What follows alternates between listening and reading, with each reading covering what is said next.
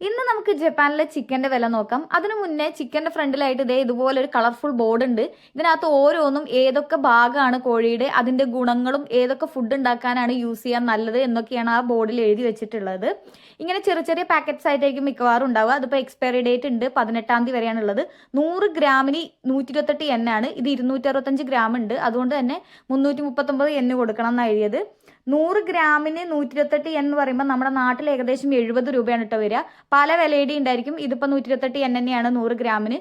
ഓരോ പാർട്സും വേറെ വേറെ ആയിരിക്കും.